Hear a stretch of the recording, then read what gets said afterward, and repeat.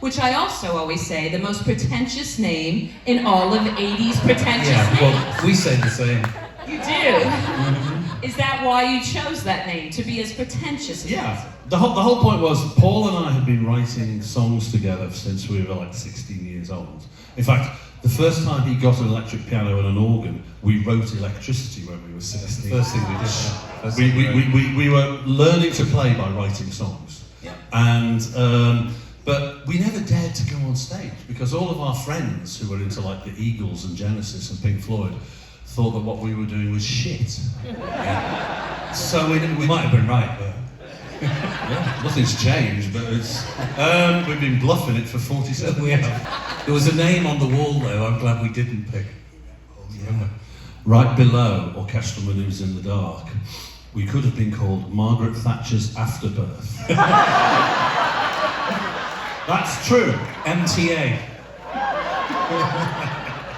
Tell me about how that summer, I mean, Pretty in Pink just turned 40 years old, and If You Leave is on that soundtrack. By the way, February 14th, Valentine's Day, my husband and I, our date was to go and see the 40th anniversary showing of Pretty in Pink. Our romance? Yeah. Yes, but...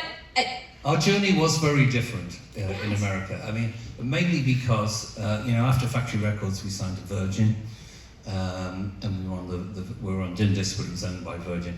But Virgin didn't have a record label in America, so they did this package deal with CBS Records, wasn't it? Of lots of Virgin acts, and CBS, they didn't really understand us. They didn't know what they had. We were just a contractual obligation release. They looked at the name and went, that's a bloody stupid name, they'll never do anything in America.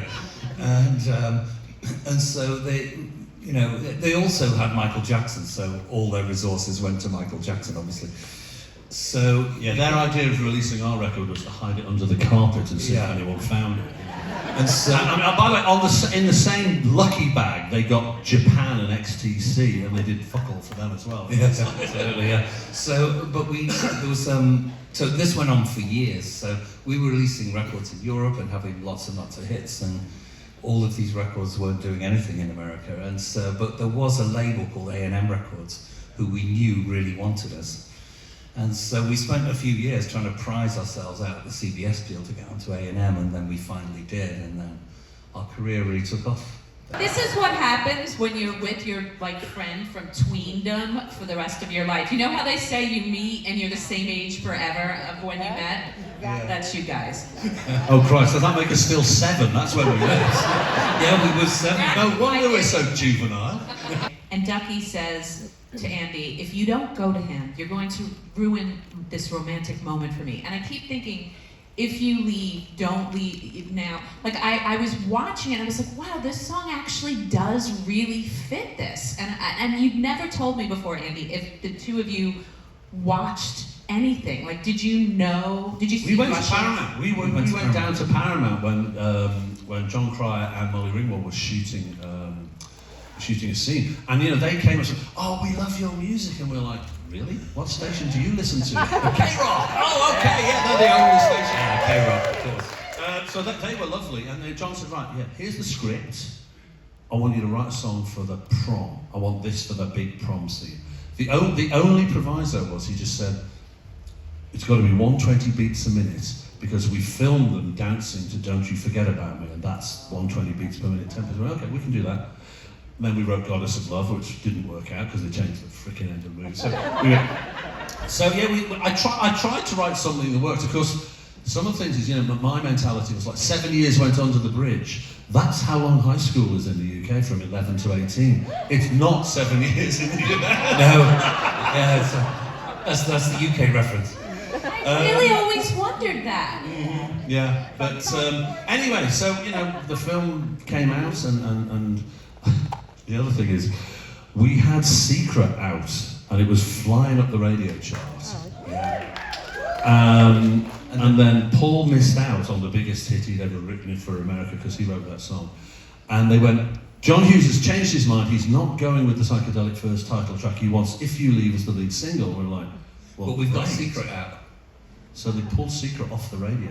Yeah. So Secret is the biggest hit we never had because you couldn't buy it. Everybody knows it. Taken out the shops. Yeah. So you never actually buy it. But then If You Leave came out and we flew in with new order. Yeah, they did get you back because you did get something out of the deal because later on you toured with OMD with Depeche Mode on their biggest tour, their tour that made them in the U.S. The 101 tour. You opened for them at the Pasadena Rose Bowl. Mm-hmm. Yeah, With Gary Numan. It was. I mean, the number of Americans who say, first time I saw you was with Depeche. In fact, most UK people say first time I saw you were with Gary Numan. Because we supported Gary in 1979. Not because we were any good, because he had such a huge stage set. We were a two-piece and we could fit in front of the curtain. but It's very practical. Gary was absolutely lovely. So we've known Gary since 1979, but he was lovely. Because he said to us, right, I know you only just signed your deal, but I want you guys on tour. I will take your equipment with you, I will feed you, I will take you on my coach every day. And in fact, one of the most amazing moments was the penultimate gig of the tour, his mother, Beryl, who was doing his wardrobe. We were standing backstage at the Wolverhampton Civic Hall, I remember, looking like hell. And she goes, come here guys, can I iron your shirts? Have you got time before you go on stage? And we're like, yeah, we've got 5 minutes, but whatever you do, we've worn them for 15 gigs and we haven't washed them, don't So when you come on the 80s cruise, and like yesterday, we all met in the little cafeteria and everyone was just saying hello to each other, is it like your prom? Is it like you get together and you're like, oh my God, Gary's here, and look, Martin Ware's here from Heaven 17. Like, is this like a reunion for you guys too?